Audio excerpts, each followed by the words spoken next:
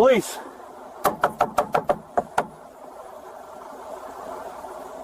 Roll the window down. Roll it down now. No, this isn't This is the moment everything Officer Marcus thought he knew about his life fell apart. A routine traffic stop on a quiet highway. The woman sitting in that driver's seat was his wife and has been buried for 10 years, and he watched her casket lowered to the ground. 20 minutes that would rewrite a decade of grief. And the truth about what really happened to his wife Sarah would force him to choose between the oath he swore and the rage burning inside him. What you're about to hear actually happened. The body cam footage exists. The investigation that followed changed multiple lives, and the question at the center of it all is simple. What would you do if the person you mourned suddenly appeared in front of you with a truth you weren't ready to hear? Everything Marcus believed about the night his wife died was wrong. The people he trusted most had lied to him, and the danger that took Sarah's life 10 years ago wasn't finished yet.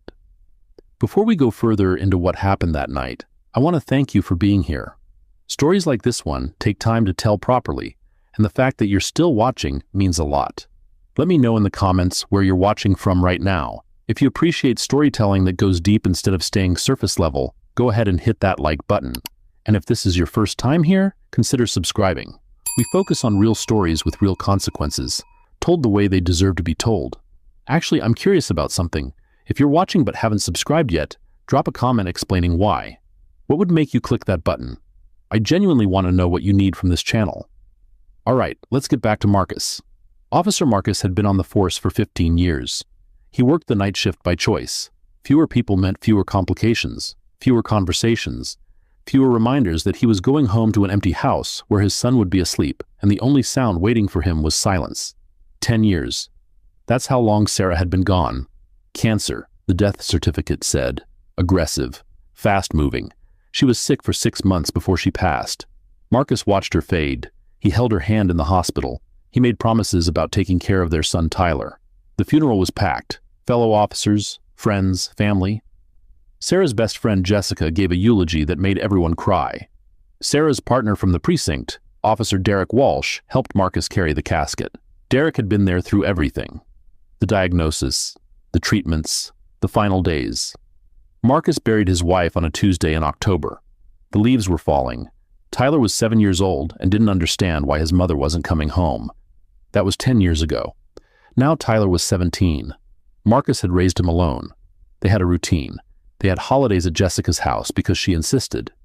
Derek stopped by once a week to check in, usually bringing takeout. Life moved forward because that's what life does, even when part of you stays frozen in a hospital room watching someone you love slip away. Marcus thought he knew his story. Widower, single father. Man who lost his wife too soon but kept going for his son. He was wrong about all of it. The night it happened started like any other. Marcus clocked in at 11. The precinct was quiet. Most of the county was asleep. He took Highway 47 because it ran through empty farmland, and the chances of anything interesting happening were low. That's what Marcus wanted. Low. Quiet. Predictable. At 1:15 in the morning, he spotted the car. Dark sedan. Taillights barely visible through the fog that had rolled in over the fields. The vehicle was going exactly the speed limit, which actually stood out.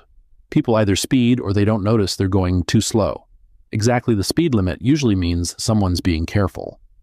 Marcus ran the plates. Clean, registration current, nothing suspicious. But something felt wrong. He couldn't explain it then, and he can't explain it now. Just instinct. The kind you develop after 15 years of night shifts and traffic stops that sometimes go bad. He hit the lights. The sedan slowed, pulled onto the shoulder, stopped under a broken streetlight that left everything in shadow. Marcus called it in. Location, plates, routine stop. Well, then he sat there, watching, waiting.